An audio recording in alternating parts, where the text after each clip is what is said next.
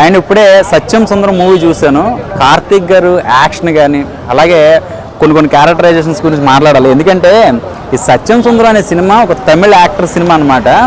So Aravinda స్వామి గారి character అలాగే కార్తిక్ గారి క్యారెక్టర్ అయితే మాత్రం ఎక్సలెంట్ ఉందండి. సినిమా చాలా ఎమోషనల్గా కనెక్ట్ అయిపోయింది నేను. ఎందుకంటే ఒక ఇద్దరే ఉంటారు సినిమా మొత్తం కూడా, వీళ్ళిద్దరూ కూడా మొత్తం ఏడిపించేశారు సినిమా అంతా కూడా. నేను బాగా కనెక్ట్ అయిపోయాను.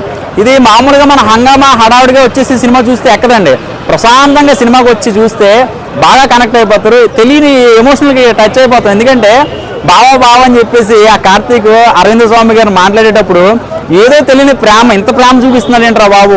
అసలు కార్తీక్ అనే వ్యక్తి ఎలా ఉంటాడంటే ఏదో బీభత్సమైన హీరోలా ఉంటాడు, మన ఇంట్లో మనిషిలాగా, ఏదో మన చిన్నప్పటి నుంచి మనతో తిరిగిన మనిషిలాగా, ఇంటి పక్కన కుర్రోళ్ళలాగా చాలా చలాకీగా ఉంటాడు కదా. అలాంటి క్యారెక్టర్ని బాగా డెవలప్ చేసి సినిమాలో చూపించారండి. చెప్పాలంటే మన ఇంట్లో మనిషిగా కనెక్ట్ అయిపోతాం, అంత బాగా నటించాడు.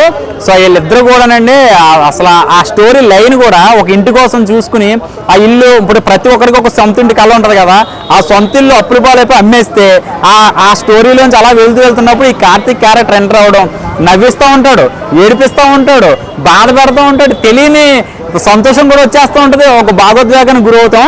సో సినిమా అయితే మాత్రం చాలా కనెక్ట్ అయిపోయాను. ఒక్కసారి మీరు చూడండి. ఎందుకంటే దీనికోసం మనకి ఒక ఆడియో ఫంక్షన్లో కాంట్రవర్సీ అయింది. ఈ సినిమా చాలా మందికి గుర్తుండదు, కాంట్రవర్సీ అంటే గుర్తొస్తుంది అనమాట.